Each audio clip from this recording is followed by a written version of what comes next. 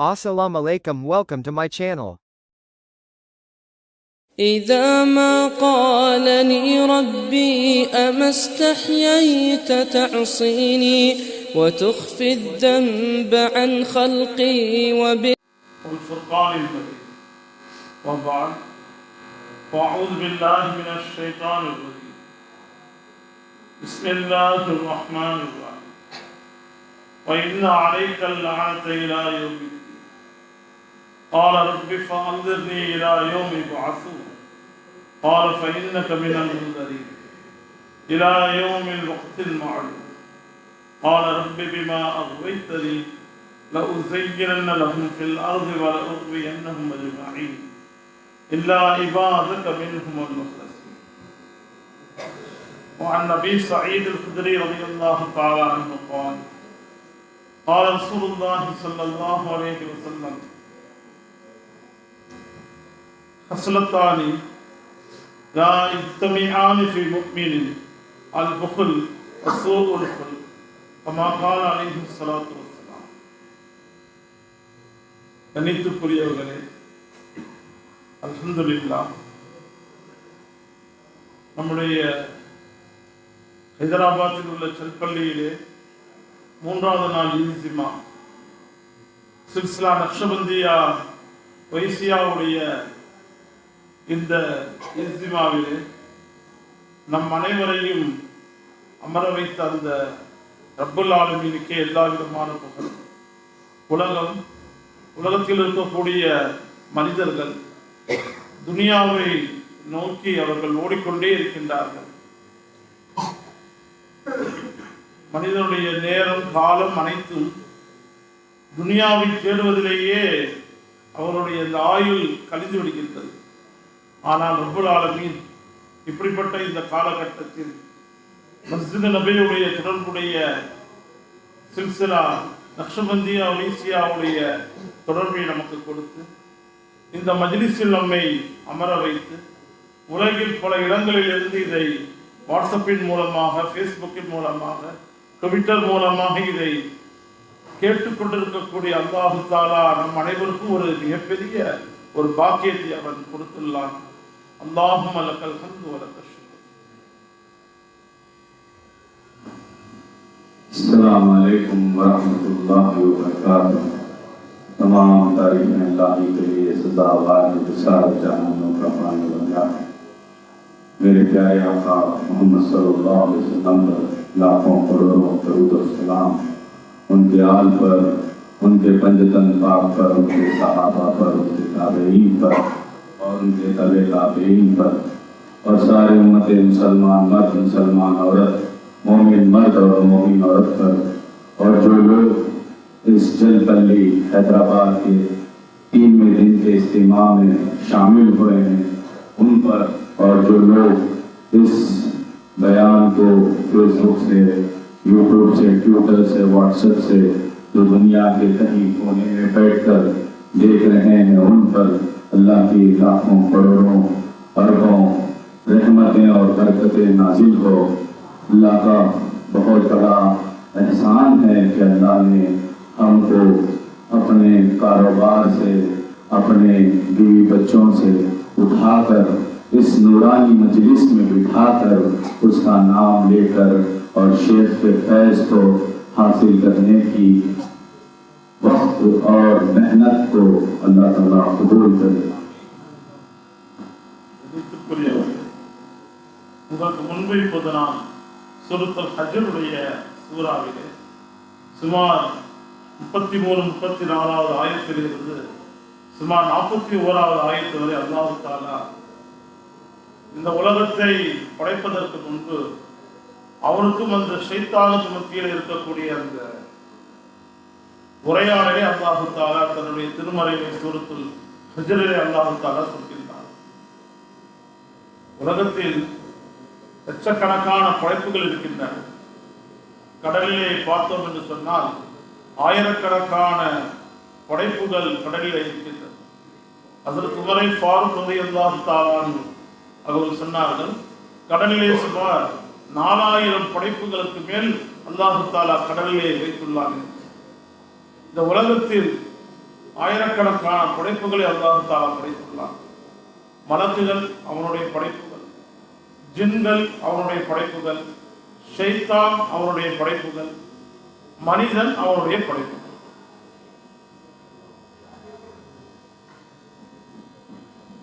हज़रत जी फरमाते हैं पूरे हज में अल्लाह ताला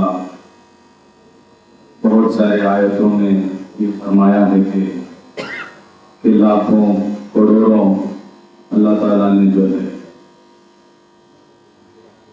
इंसान को और जिन को और बहुत सारे मखलूक को पैदा किया है। इसमें से हज़रत जी ने फरमाया कि उमर फारूक रज़ियल्लाहु ताला अन्हु ने फरमाया कि समंदर में कई तरह के जो है जानवर और मछली बुरा हैं, तो 4000 जो है किस्म के जो है चीज़ें हैं समंदर के अंदर। हज़रत जी ये भी फरमाते हैं कि जिनसे जिन और मलाइकात इंसानात सबको जो है अल्लाह ताला ने पैदा किया है। லட்சக்கணக்கான படைப்புகள் இந்த உலகத்தில் இருந்தாலும் எல்லோருக்கும் அல்லாஹ் தஆலா சொர்க்கத்துக்கு போகக்கூடிய அந்த பாக்கியத்தை அல்லாஹ் கொடுப்பதில்லை.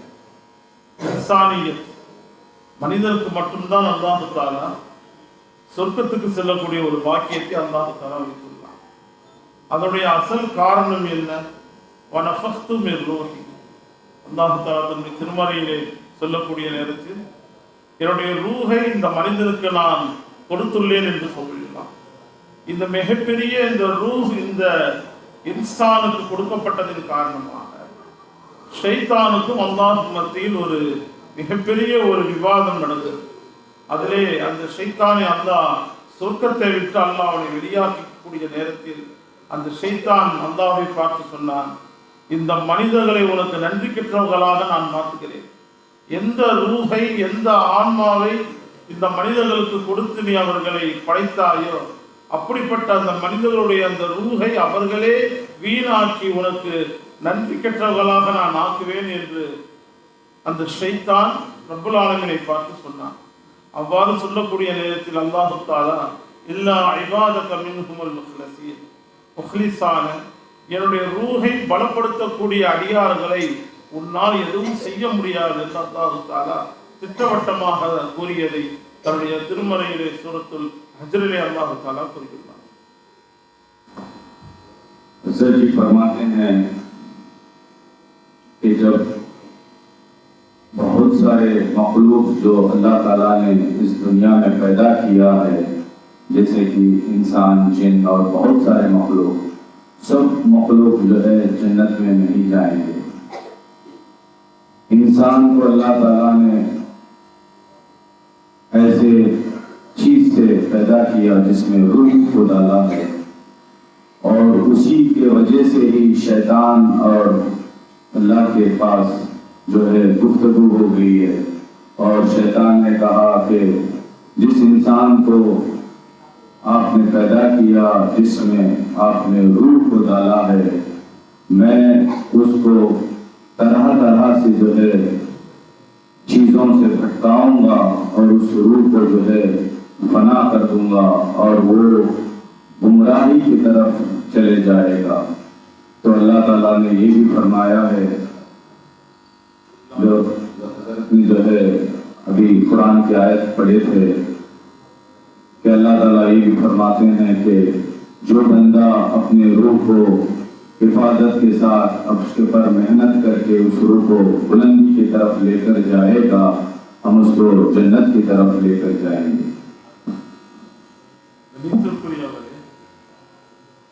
ஒரு மனிதனிடத்தில் எல்லா விதமான அமல்கள் அவரிடத்திலே இருக்கின்றது.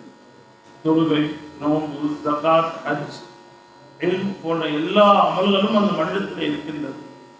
ஆனால் அந்த கல்விலே இஹ்லாஸ் இல்லை என்று சொன்னார், அந்த கல்விலே இல்லாஹியத் அதிலே இல்லை என்று சொன்னால் அந்த எந்த அமல்களும் அந்த மனிதனுக்கு கபரிலும் சரி கியாமத்திலும் சரி அதில் எந்த விதமான பிரயோஜனமும் தராது. அந்த அமாலுடைய அந்த பட்டோலை வெறும் காலியான ஒரு பேப்பராகத்தான் அது இருக்கும். हजरत जी फरमाते हैं कि जब हम रूह के ऊपर मेहनत करते हैं तो रूह जो है परवास करती है, और जो शख्स उस रूह के ऊपर मेहनत नहीं करता है वो फना की तरफ हो जाता है। அமல்கள் அதிகமாக இருந்தாலும் அந்த அமல்களை பலப்படுத்தக்கூடிய அந்த ரூஹ் நம்மிடத்தில் பலமாக இருக்க வேண்டும்.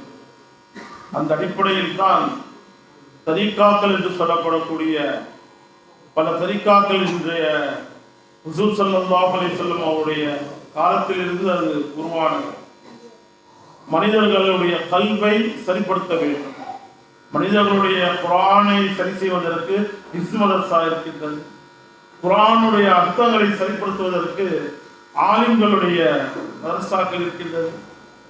அதே போல் ஹதீஸ்களுடைய விஷயங்களை கற்றுக்கொள்வதற்கு முஹத்திஸ்கள் இருக்கின்றார்கள். அதே போல் ரூஹை பலப்படுத்தக்கூடியவர்களுக்கு சூஃபியாக்கள் தரீக்காத்தில் உள்ள ஷேக்மார்கள் மூலமாக அந்த ரூஹ் என்பது நமக்கு பலப்படுகிறது. हजरत जी जो है बेहतरीन अंदाज से कुछ लफ्जों को कहे हैं, आप बड़ा गौर से और बड़ी फिक्र से सुनिए कि हजरत जी ये फरमाते हैं जो लोग कुरान पढ़ते हैं तो उसके लिए जो है मदरसे हैं, और जो लोग यूज करते हैं उसके लिए अलग तरीके से मदरसे हैं, और जो लोग हदीस पढ़ते हैं उनके लिए अलग हैं। तो इसी तरह अपने क़ल्बों को पाक साफ करने के लिए यह ऐसा जिक्र है जो इसके ऊपर गौर फिक्र करना चाहिए। குர்ஆனுடைய இல்மாக இருந்தாலும் சரி, ஹதீஸுடைய இல்மாக இருந்தாலும் சரி, தஃப்சீரே குர்ஆன் குர்ஆனுடைய இல்ம் உடைய விஷயமாக இருந்தாலும் இவைகள் அனைத்தும் இதனுடைய சனத், இதனுடைய ஹெட்குவார்ட்டர்ஸ் தர்பார் நபவி. அதே போல் ரூஹுடைய இல்முடைய ஹெட்குவார்ட்டர்ஸ், இதனுடைய மெயின் மர்கஸ் என்பது दरबार नबवी मस्जिद नबवियाह இருக்கின்றது. हजरत जी फरमाते हैं जैसे हमने कुरान पढ़ते हैं तो इसका जो है एक मंजिल होती है, जैसे हम हदीस पढ़ते हैं उसकी भी एक मंजिल होती है। उसी तरह जब जिक्र क़ल्ब हम करते हैं, हमारे रूहों को, अपने क़ल्बों को पाक साफ कर उसको ताकतवर बनाते हैं, तो उसकी मंजिल जो है मेरे प्यारे आका सल्लल्लाहु अलैहि वसल्लम का दरबार है। அன்னைக்குரியவர்களே, ஒரு முக்கியமான ஒரு விஷயம், அதாவது ஹஜ்ஜிக்கு உம்ராவுக்கு செல்லக்கூடிய மனிதர்கள் மதீனாவிலே அடக்கமாவதற்கு அவர்கள் விரும்புகிறார்கள்.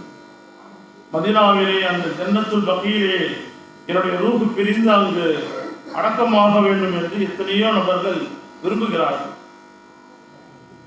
அதனுடைய அசல் காரணம், அசல் மக்சத் என்னவென்று சொன்னால், ஒரு மனிதன் இந்த உலகத்தில் மரணித்து விட்டான். உதாரணமாக ஹைதராபாத், இந்த ஹைதராபாத்திலே ஒரு மனிதன் மரணித்து விட்டான். இப்பொழுது இவன் கியாமத் வரை அவன் அந்த கபரிலே அவன் இருக்க வேண்டும். ஹைதராபாத்திலே இருக்கக்கூடிய ஒரு கபரிலே அந்த மனிதன், அவனுடைய அந்த ரூஹ் அந்த கபரிலே இருக்கின்றது. இப்போது இவனுடைய ரூஹ் பலமில்லை என்று சொன்னால், அந்த ரூஹிலே எந்த விதமான ஒரு தாக்கத்தும் இல்லை என்று சொன்னால், அந்த ரூஹ் அந்த கபரை விட்டு வேறு எங்கும் அது சஃபர் செய்யாது. அந்த கபரிலேயே அது கியாமத் வரை அது இருந்து கொண்டே இருக்கும். அந்த கியாமத் 1000 வருஷங்களா 2000 வருஷங்களா என்று நமக்கு தெரியாது. அதுவரை அந்த மனிதன் அந்த கபரிலே அவன் தன்னந்தனியாகவே அவன் இருந்தாக வேண்டும். இப்பொழுது அவன் கியாமத்துடைய அந்த நேரத்தில் சூர் ஊதப்படும். அவ்வாறு சூர் ஊதப்படக்கூடிய அந்த நேரத்தில் அந்த கபர் என்பது அப்படியே பிறக்கும். பிறந்தவுடன் அவன் அந்த ஹைதராபாத்துடைய அந்த கபரிலே இருந்து அவர் எழும்புவான். இப்போது அவன் எங்கு செல்ல வேண்டும்? கியாமத் நடக்கக்கூடிய இடத்துக்கு செல்ல வேண்டும். கியாமத் எங்க இருக்கின்றது? அரஃபாவுடைய மைதானம். நபி ஸல்லல்லாஹு அலைஹி வஸல்லம் சொன்னார்கள், கியாமத் என்பது அரஃபாவுடைய மைதானம். இந்த நேரத்தில் நன்மையுடைய மூட்டை, தீமைகளுடைய மூட்டை, இந்த இரண்டையும் அவன் சுமந்து அவன் ஹைதராபாத்தில் இருந்து மக்காவுக்கு அவன் நடந்து போக வேண்டும். முழு துன்யா, எல்லா விதமான கன்றிகள் எல்லாம் அழிந்து சுக்கு நூறாக ஆகிவிடும். அவன் ஹைதராபாத்தில் இருந்து அவன் பார்த்தால் அரஃபாவுடைய மைதானம் அவனுக்கு தெரியும். பல லட்சம் கிலோமீட்டர் தாண்டி அந்த இடம் இருக்கின்றது. சூரியன் ஒரு ஜானுக்கு மேல் சூரியன் வந்து விடுவான். இந்த நேரத்தில் அவன் அந்த அதாவுடைய நிலைமையில் அவன் அதை சுமந்து அவன் மக்காவை நோக்கி செல்ல வேண்டிய ஒரு சூழ்நிலை என்பது இருக்கின்றது. हज़रत जी जो है बड़े प्यारे अंदाज से एक चीज बयान किए हैं। हर एक इंसान जो मुसलमान है उसकी बड़ी ख्वाहिश होती है जब वो हज पर जाता है, उम्रे को जाता है, वो ये ख्वाहिश करता है कि मेरी रूह मक्के में या मदीने में निकल जाए और मैं उस पाक जमीन में दफन हो जाऊं।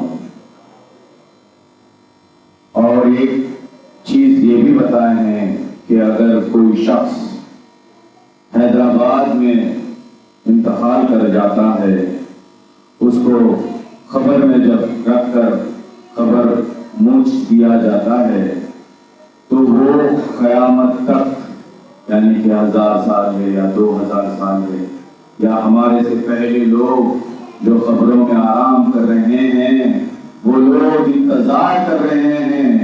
क्या इंतजार कर रहे हैं? वो ये इंतजार कर रहे हैं कि क़यामत कब आएगी, कब ये खबर खुलेगी और उसको वो नजारा दिखेगा कि क़यामत का दिन, वो दिन क्या होएगा। वो दिन में कोई बस्ती या कुछ नहीं नजर आएगी, वो अरफात का मैदान नजर आएगा। अगर उसकी रूह और उसकी रूह में उतनी ताकत नहीं रहेगी तो वो उस गुनाहों को लेते हुए हैदराबाद से निकल कर जाएगा, किस तरफ? उस तरफ जाएगा जहां क़यामत बर्पा होगी। तो जरा सोचिए, जरा गौर और फिक्र कीजिए, अपने क़ल्बों के अंदर झांक कर देखिए कि हम क्या कर रहे हैं और हम क्या करना चाहिए। हम किस मजलिस में बैठकर गौर और फिक्र करना चाहिए कि उसका मंजर क्या होएगा कि जिस वक्त हम अपने गुनाहों को लेते हुए, अब हमको भी पता नहीं कि हमारी रूह किधर निकलेगी। कि इसलिए हजरत जी इस चीज के ऊपर गौर करो बोल रहे हैं, फिक्र करो बोल रहे हैं कि अपने क़ल्बों को ताकतवर बनाइए, अपने रूह को ताकतवर बनाइए। இந்த மனிதன் ஹைதராபாத்தில் இருந்து தன்னுடைய அமால்களை அவன் சுமந்து கொண்டு அரஃபாவுடைய மைதானத்தை நோக்கி அவன் சஃபர் செய்கின்றான். இவ்வாறு அவன் சஃபர் செய்யக்கூடிய நேரத்தில் யௌம யஃபிர்ருல் மர்உ மின் அஹீ வ உம்மிஹி வ அபீ வ ஸாஹிபதிஹி வ பனீ, அவனுடைய மனைவி மக்கள்கள், அவன் யாருக்காக வேண்டி அவன் கஷ்டப்பட்டு உழைத்தானோ, கஷ்டப்பட்டு தன்னுடைய நாட்களையும் நேரங்களையும் அவன் வேஸ்ட் பண்ணினானோ, அந்த மனைவி மக்கள் எல்லாம் அவனிடத்தில் இருந்து அவனுடைய அந்த நன்மையுடைய மூட்டையில் இருந்து ஏதேனும் நன்மையை கொள்ளையடிக்க முடியுமா, அதை வாங்க முடியுமா என்று நம்மை தேடி வருவார்கள். இவன் அந்த நன்மையுடைய மூட்டையை அவன் சுமந்து செல்வானவன். எத்தனையோ பல நபர்களுடைய மனசை அவன் புண்படுத்திய நிலைமையில் அவன் மரணித்திருப்பான். அவர்களெல்லாம் அந்த கியாமத்துடைய நாளையிலே அவன் அந்த ஹைதராபாத்தில் இருந்து அவன் அரஃபாவை நோக்கி செல்லக்கூடிய அந்த வழியிலே அவனுடைய நன்மை அவனிடத்தில் வாங்க பார்ப்பார்கள். அவனுடைய நன்மையுடைய அந்த மூட்டை குறைந்துவிடும். இந்த நேரத்தில் நன்மை அவனிடத்தில் காலியாகிவிடும். உடனே இவன் யார் யாருக்கெல்லாம் அநியாயம் செய்தானோ, யார் யாருடைய மனதை வருத்தப்பட வைத்தானோ, யார் யாருக்கெல்லாம் அவன் சுல்மத் பண்ணினானோ அவர்கள் அவர்களுடைய தீமையை அவனிடத்திலே கொடுப்பார்கள். இப்போது இவன் இந்த ஹைதராபாத்தில் இருந்து எல்லா விதமான தீமைகளுடைய மூட்டையை சுமந்து பல லட்சம் கிலோமீட்டர் இருக்கக்கூடிய அந்த அரஃபாவை நோக்கி அவன் செல்ல வேண்டும். சூரியன் ஒரு ஜானுக்கு மேல் இருப்பான். நம்முடைய மனைவி, மக்கள், நம்முடைய குடும்பத்தார்கள், நம்முடைய நண்பர்கள் யாரும் நமக்கு உதவி செய்ய மாட்டார்கள். இதுதான் கியாமத்துடைய நிலைமை.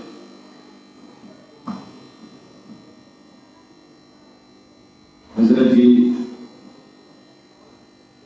बड़े गौर और फिक्र के अंदाज में इस चीज को बयान किए हैं, मेरे पास लफ्ज ही नहीं है कहने के लिए।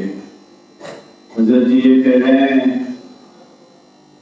जो शख्स हैदराबाद से अपने गुनाहों का और अपने नेकियों का मोटा बनकर अपने ऊपर डालकर चलते हुए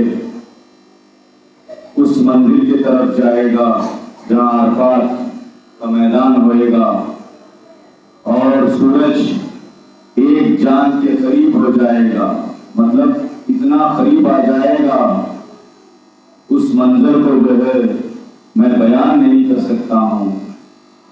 और जो जो लोग हम जिसका दिल दुखाए हैं या जिसको हम तकलीफ पहुंचाए हैं या जिसका माल हम खा चुके हैं, जिसकी बहन की जमीन को हम ले चुके हैं या जिसका हक हम नहीं दिए हैं, हर वो इंसान, हर वो शख्स आएगा और अपनी नेकियां उसमें से ले जाएगा। अगर आपके पास उस नेकियां नहीं रहेंगे तो उनके गुनाहों को आपके पास दे जाएगा। ये शख्स जो हैदराबाद से चलते हुए अरफात के मैदान की तरफ चलता जाएगा, वो ये फिक्र करेगा कि दुनिया में मैं औलाद के लिए क्या क्या किया था, मैंने अपनी बीवी बच्चों के लिए क्या क्या किया था, अपने खानदान वालों के लिए, अपने नाम के लिए, अपने शोहरत के लिए बहुत सारी चीजों को वक्त और अपनी जिंदगी को फंसा दिया। और मैं उस वक्त उस शख्स के अंदर ये तब्दील आएगी कि काश मैं उस मजलिस में बैठ जाता, मैं उस मजलिस में बैठकर अपने रूह को ताकतवर बना देता तो मेरा बेड़ा भी पार हो जाता। मैं हजरत के बयान के अंदाज को नहीं बोल सकता हूँ, जितना समझ में आ रहा है मैं उतना ही बयान कर पा रहा हूँ। கண்ணியத்திற்குரியவர்களே, கபரிலே வாழக்கூடிய வாழ்க்கை என்பது மிக அதிகம். ஒரு தனிமையான ஒரு இடம், எந்த விதமான ஒரு வெளிச்சமும் இல்லாத ஒரு இடம். நம்முடைய மனைவி மக்கள் இல்லாமல் நமக்கு தூக்கம் வராது. மனைவியோ மக்களோ நம்முடைய அருகில் இருந்தால்தான் நமக்கு தூக்கமே வரும். ஆனால் அந்த கபர் என்பது ஒரு தனிமையின் வீடு. அங்க நம்முடைய மனைவி மக்கள் யாரையும் அந்த கபரிலே நாம் சந்திக்க முடியாது. சரி, கியாமத்துடைய நாளையில் நம்முடைய மனைவி மக்களை தேடி நாம் சென்றோம் என்று சொன்னால் நம்முடைய புறத்தில் இருந்து அவர்கள் நம்முடைய நன்மையை வாங்குவதற்கு அவர்கள் புரியாத இருப்பார். அப்படிப்பட்ட ஒரு நாள் கியாமத்துடைய நாள். हजरत जी उस गुफ्तगू को आगे बढ़ाते हुए ये कह रहे हैं कि आज हम इस दुनिया में अपनी बीवी के साथ, अपने बच्चों के साथ, अपने मकान में रहते हैं। अगर एक दिन आप नहीं रहे तो परेशान हो जाते हैं कि बीवी खाना खाए कि नहीं, बच्चे खाना खाए कि नहीं, सोए कि नहीं, कॉलेज या स्कूल को गए कि नहीं, ये परेशानी रहती है अपने पास। जरा गौर कीजिए, जिस वक्त हमको खबर में डाला जाएगा वहाँ तो अंधेरा ही अंधेरा रहेगा। वहाँ ना तो तुम्हारी बीवी, ना तुम्हारी औलाद, ना तुम्हारी दौलत कुछ भी काम नहीं आएगी। वहाँ वही काम आएगा जो तुम दुनिया में बैठकर अल्लाह को याद करेंगे। और हजरत जी ये भी फिक्र में और गौर में डाले हैं, बड़ा तवज्जो से सुनिए। जब उस वक्त क़यामत का दिन चल कर जाते रहेंगे, हम ये नहीं देखेंगे कि हमारी बीवी बच्चे किधर हैं, और ये भी रहेगा कि हमारे पास जो नेकियां हैं وہ چھیننے کے لیے ہماری جو ہم اس دنیا میں محنت کر رہے ہیں جن کے اوپر، جو بیوی بچے ہیں، جو اولاد ہیں، وہ یہ کریں گے کہ آپ کے پاس سے کچھ نیکیاں لے لیں۔ ஒரு மனிதன் மஸ்ஜித் நபியுடைய அந்த தொடர்பிலே வந்திருக்கிறார். ஒவ்வொரு நாளும் ஒவ்வொரு தஹஜ்ஜத்திலேயும் அவனுடைய ரூஹ் மஸ்ஜித் நபியுடைய தர்பாரிலே சென்று நபியுடைய தர்பாரிலே அமர்கின்றது. இவன் தன்னுடைய ரூஹை இவன் பலப்படுத்துகின்றான். இப்படிப்பட்ட ஒரு மனிதன் மரணிக்கக்கூடிய நேரத்தில் அல்லாஹ் தஆலா அவனுக்கு சில நியாமத்துகளை கொடுத்து விடுகின்றான். ஒன்று, அவனுடைய கொடுக்கல் வாங்கல். பொதுவாகவே ரப்புல் ஆலமீனுக்கும் அடியார்களுக்கும் மத்தியில் எந்த கணக்கு வழக்குகள் இருந்தாலும் ரப்புல் ஆலமீன் அதை மன்னித்து விடுவான். ஆனால் அடியார்களுக்கு மத்தியில் கொடுக்கல் வாங்கல் இருந்தால் அந்த அடியார்கள் தான் அதை மன்னித்தாக வேண்டும். ஒரு வைசி, ஒரு மஸ்ஜித் நபியுடைய தொடர்புடைய ஒரு மனிதன் அவன் மரணிக்கக்கூடிய அந்த நேரத்தில் அவனுக்கும் அடியார்களுக்கு மத்தியில் இந்த உலகத்தில் என்னென்ன கொடுக்கல் வாங்கல் இருக்கின்றதோ அதை அனைத்தையுமே அல்லாஹ் தஆலா சரி செய்து விடுகின்றான். இரண்டாவது, அவனுடைய வாழ்நாளிலே அவன் என்னென்ன தவறுகள் அவன் செய்தான், சிறுவயதில் அவனுடைய வாலிபத்தில் அவன் என்னென்ன தவறுகள் செய்தானோ அந்த எல்லா தவறுகளுக்கும் அவனுடைய ஹயாத்திலேயே தௌபா செய்யக்கூடிய ஒரு சூழ்நிலை அல்லாஹ் தஆலா கொடுத்து விடுகின்றான். இந்த ரெண்டும் ஒரு மனிதனுக்கு சரியாகிவிட்டால் அவனுடைய கபர் சரியாகும். ஒரு வயசு, ஒரு மஸ்ஜித் நபியுடைய தொடர்புடைய ரூஹை பலப்படுத்தக்கூடிய ஒரு மனிதனுக்கு அல்லாஹ் தஆலா இந்த பாக்கியத்தை கொடுத்து விடுகிறார். हज़रत जी फरमाते हैं, जो ओवैसी है, जो जिक्र करता है, जो अपने रूह को ताकतवर बनाता है, उसको दो चीज इस दुनिया में हासिल होती है। एक वो चीज जो अपने अहल व हाल के साथ, अपने पड़ोस वालों के साथ, अपने रिश्तेदारों के साथ या अपने दोस्तों के साथ जो भी लेना या देने का रखा है मामला, जो भी कारोबार का रहने दो या जो भी मसले मसाइल का रहने दो, वो एक चीज़। और दूसरी, जो अल्लाह ताला के जो बंदा बैठकर जिक्र करता है उसकी रूह को ताकतवर बनाता है, अल्लाह ताला उसको हिदायत देता है कि इसी दुनिया में वो हर चीज़ को सही तरीके से ठीक कर देता है। जो भी उसके छोटे या बड़े जो भी मसले मसाइल रहते हैं वो इसी दुनिया में वो अपने जिक्र के जरिए से और शेख की तवज्जो से वो अपने चीज़ों को ठीक कर कर ही इस दुनिया से रुखसत होता है। तो इसका मकसद ये है कि जो लोग इस ओवैसी के साथ जुड़े हुए हैं, नक्शबंदी ओवैसिया सिलसिले के साथ जुड़े हुए हैं, उनको ये गौर व फिक्र करना चाहिए कि आपकी जिक्र कैसी हो रही है।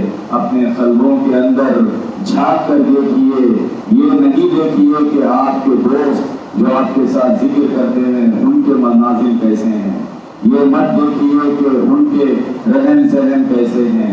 आप ये देखिए कि आपके रहन सहन कैसे हैं, आपके मामलात कैसे हैं, आपके मामलात आपके भाई के साथ कैसे हैं, आपके मामलात आपके बहन के साथ कैसे हैं, आपके मामलात आपकी बीवी के साथ कैसे हैं, आपके मामलात आपके पड़ोसी के साथ कैसे हैं।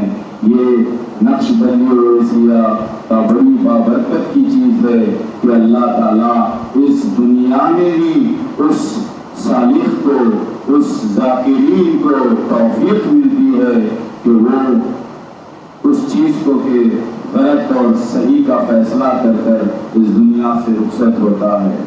इसका दूसरा पहलू ये है कि ज़रा गौर कीजिए, अगर आप अपने रूह को ताकतवर नहीं बनाएंगे, आपके रूह को पाक साफ नहीं बनाएंगे तो इस चीज़ में आप मौजिल रहेंगे।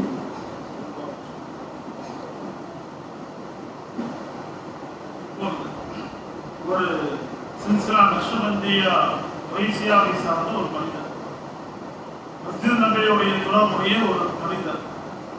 ஒவ்வொரு நாளும் தன் தஹஜ்ஜத்திலே தன்னுடைய ரூஹை ஹுசூருடைய தர்பாரிலே ஹாசிர்படுத்தக்கூடிய ஒரு மனிதர் வஃபாத்தாகி விடுகிறார். இவருடைய அந்த வஃபாத்துக்கு பின்பு இவருடைய சுவால் ஜவாப், இவருடைய கேள்வி கணக்குகள் அனைத்தும் அல்ஹம்துலில்லாஹ் சரியாகி விடுகிறது. அடியார்களுக்குள்ள பொருட்கள் வாங்க, அல்லாஹ்வுக்கும் அவருக்கு மத்தியில் இருக்கக்கூடிய குணா, இவை அனைத்தும் மன்னிக்கப்பட்டு அவர் கடைசியாக மஸ்ஜித் நபியுடைய சஃபிலே போய் அவர் உட்கார்ந்து வருகிறார். ஹைதராபாத்துக்கும் மஸ்ஜித் நபியும் பல லட்சம் கிலோமீட்டர். ஆனால் ஆலமே பர்சஹிலே அவருடைய கபருக்கும் மஸ்ஜித் நபியுக்கும் மத்தியில் ஒரு தாலுகாத், ஒரு தொடர்பு என்பது ஏற்பட்டு விடுகின்றது. கியாமத் வரை அவர் அந்த மஸ்ஜித் நபியுடைய சஃபிலேயே அவர் ஸலவாத் ஓதி தன்னுடைய அதபான அந்த காலத்திலே மஸ்ஜித் நபியுடைய சஃபிலே அவர் உட்கார்ந்து விடுகின்றார். கியாமத்துடைய நாள் வரும். இந்த நேரத்தில் அவர் ஹைதராபாத்தில் இருந்து அவர் அரஃபாவை நோக்கி வர வேண்டும் அவசியம் என்பது அவருக்கு இல்லை. நாயகம் ரசூல் கரீம் ஸல்லல்லாஹு அலைஹி வஸல்லம் அவர்கள் கியாமத்துடைய அந்த மைதான் ரப்புல் ஆலமீனுடைய அந்த தர்பாருக்கு சென்றால்தான் கியாமத் என்பதே ஏற்படும். இதுதான் ஹதீஸ்களுடைய கருத்து. நாயகம் ரசூல் கரீம் ஸல்லல்லாஹு அலைஹி வஸல்லம் அவர்கள் அந்த மஸ்ஜித் நபவியில் இருந்து அவர்கள் அரஃபாவை நோக்கி கியாமத்தை நோக்கி அவர்கள் செல்வார்கள். அவர்களை பின்தொடர்ந்து குலஃபாயே ராஷிதீன்கள் உடைய சஃப்பு செல்லும். அதற்கடுத்து அஷத்துல் முபஷ்ஷரா உடைய சஃப்புகள், சஹாபாக்களுடைய அந்த சஃப்புகள், தாபிஈன்களுடைய அந்த சஃப்புகள், தபா தாபிஈன்களுடைய அந்த சஃப்புகள், ஒவ்வொரு அவுலியா அல்லாஹ்வுடைய சஃப்புகளும் ரசூல் ஸல்லல்லாஹு அலைஹி வஸல்லம் அவர்கள் இருக்கக்கூடிய அவர்கள் செல்லக்கூடிய இடத்தை நோக்கியே அவர்கள் செல்வார்கள். அந்த சஃபிலே வைசியாவில் இருக்கக்கூடிய நம்முடைய ரூஹும் ரசூல் ஸல்லல்லாஹு அலைஹி வஸல்லத்தை நோக்கியே செல்லும். நபி ஸல்லல்லாஹு அலைஹி வஸல்லம் அவர்கள் கியாமத்திலே எங்கெல்லாம் செல்கின்றார்கள், ஹவுதுல் கௌசருடைய தடாகத்துடைய ஜிம்மதார் பொறுப்புதாரி ரசூல் ஸல்லல்லாஹு அலைஹி வஸல்லம். அங்கு நாம் சென்று அந்த நீர் தடாகத்திலே நீர் அருந்தக்கூடிய வாக்கியத்தை நமக்கு அல்லாஹ் கொடுப்பார். நபி ஸல்லல்லாஹு அலைஹி வஸல்லம் அவர்கள் கியாமத்திலே எங்கெல்லாம் செல்கின்றார்களோ அங்கெல்லாம் அந்த அர்ஷுடைய நிழல் ஏற்படும். அங்கு சூரியனுடைய அஸாப் இருக்காது. அந்த இடத்திலே நாமும் செல்லக்கூடிய ஒரு பாக்கியம் ஏற்படும். கடைசியாக நம்முடைய கேள்வி கணக்குகள் கேட்கப்படக்கூடிய நேரத்தில் அந்த நூரே முஹம்மதியாவுடைய அந்த பரக்காத்திலே நம்முடைய சுவால் ஜவாபும் அல்ஹம்துலில்லாஹ் ஆசான் உண்டாய். இவை அனைத்தும் சரியாக இருக்கிறது என்று சொன்னால் சொர்க்கத்துக்கு செல்லக்கூடிய முதல் நபர் ரசூல் ஸல்லல்லாஹு அலைஹி வஸல்லம். அந்த ஹுசூருடனே நாம் சொர்க்கத்துக்கு செல்லக்கூடிய ஒரு பாக்கியம் என்பது கிடைக்கும். இதுதான் சில்சிலா நக்ஷபந்தியா வைசியாவுடைய ஒரு மிகப்பெரிய ஒரு படம். हज़रत जी ये फरमाते हैं, जो शख्स जो ज़ाकिरीन जिक्र कर कर अपने रूह को ताकतवर बनाता है, जब उनको खबर में डाले जाते हैं तो उनको और मस्जिद नबी को जो ताल्लुकात रहता है वो एकदम बहुत करीब रहता है।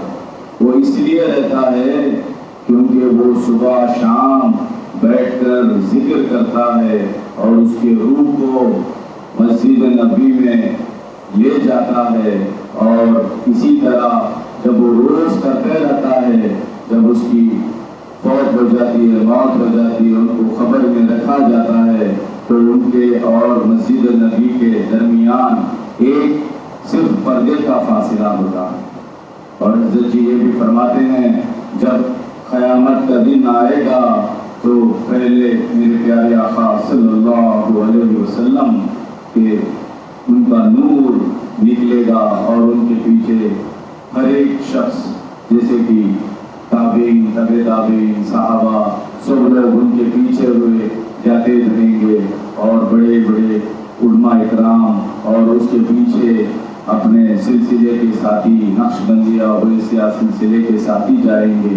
तो जहाँ जहाँ भी मेरे प्यारे आका सल्लल्लाहु अलैहि वसल्लम चलते जाएंगे उनके ऊपर एक अबर की तरह एक अबर आ जाएगा जिससे सूरज की गर्मी कम हो जाएगी और उसमें जो शख्स अपने रूह को ताकतवर करेगा, अपने जिक्र से उस रूह को ताकत देगा, वो भी उस जमात में शामिल होते हुए आगे बढ़ते अरफात तक चलते जाएगा। ना तो उसको तकलीफ होएगी, ना उसको कुछ होएगा, वो ऐसे ही जैसे नॉर्मल चलता जाता रहता है ऐसे ही चलते जाते रहेगा। जो शख्स जिक्र, मतलब इसका दूसरा पहलू यह है कि जो शख्स जिक्र नहीं कर कर अपने कल्बों को ताकतवर नहीं पाएगा तो वो उस गर्मी के हालत में चलेगा। और हज़रत जी ये भी फरमाते हैं तो उसको मेरे प्यारे आका सल्लल्लाहु अलैहि वसल्लम के कौसर का जाम, मतलब कौसर का जो जाम जो है पिलाएंगे और उसका सवाल जवाब भी आसानी से हो जाएगा, क्योंकि वो नूर नबुवत अपने क़ल्ब में इस दुनिया में रहते हुए उसको पाने की कोशिश करता रहेगा। जब वो अपने रूह को ताकतवर बनाएगा तो उसको खबर में आसानी होगी सवाल जवाब के लिए। இப்படிப்பட்ட ஒரு நியமத் நமக்கு கிடைக்க வேண்டும் என்று சொன்னால் இரண்டு விதமான ஷரத்துகள். ஒன்று, இந்த கல்வி சிக்கலை நாம் தஹஜ்ஜத்திலேயும் மக்ரிபிலேயும் நாம் விடாமல் அதை செய்ய வேண்டும்.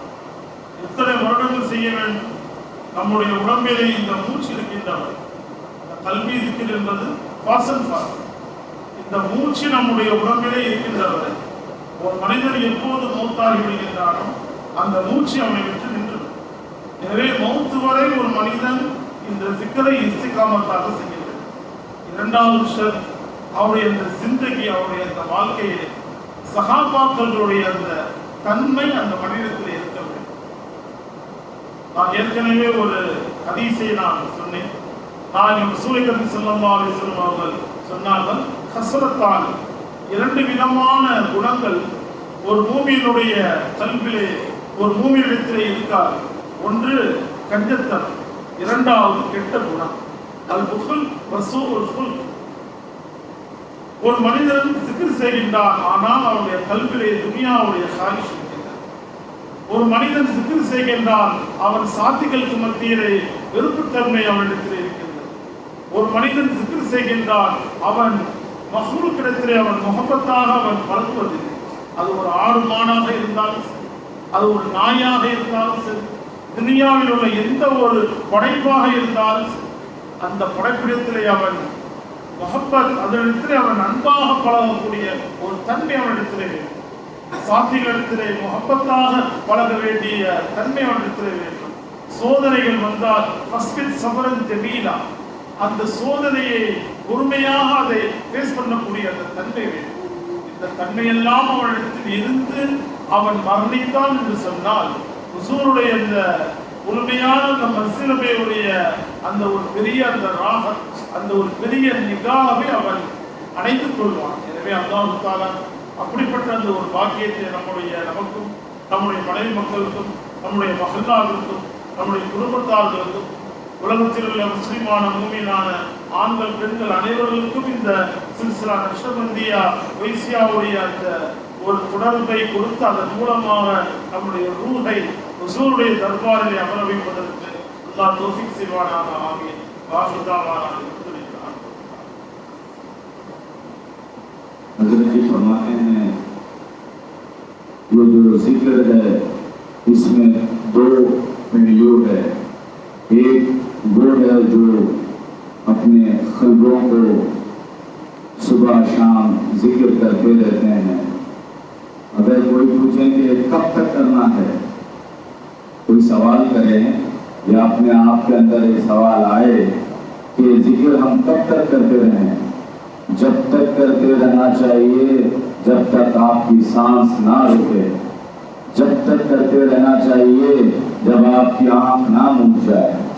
तो इसका पहलू ये है कि जाने वाली हर सांस दिल की गहराई के अंदर जाए लफ्ज़ अल्लाह, और आने वाली सांस रूह, ये चलते रहना चाहिए।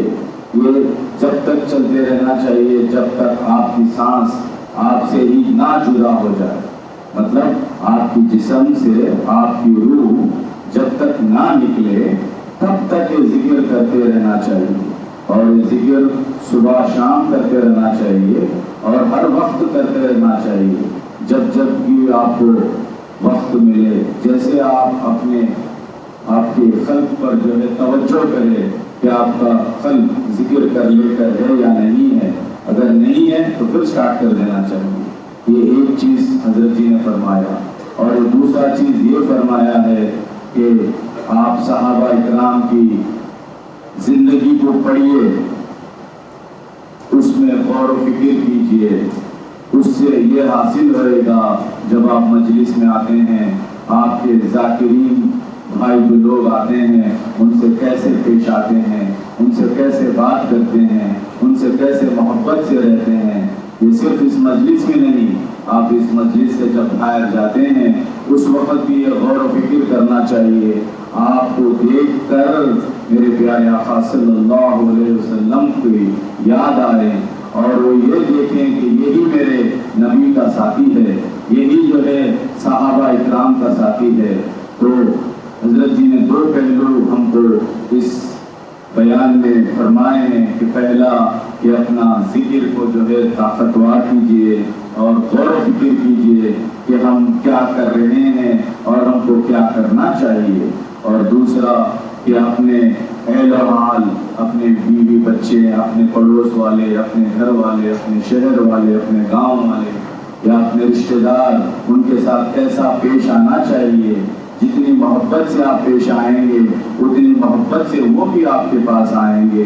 उसके बाद आप उनको भी दावत दीजिए जिक्र के लिए। अल्लाह ताला सबको तौफीक दे। अल्लाह ताला हमारे घर वालों को, हमारे बीवी बच्चों को, हमारे पड़ोस वालों को, हमारे शहर वालों को, शहर हैदराबाद वालों को, अल्लाह हिंदुस्तान वालों को, अल्लाह से जहाँ कहीं भी मुसलमान कायम और दायम है, अल्लाह सबको जिक्र की महफिल से माला माल करे। अस्सलामु अलैकुम व रहमतुल्लाह।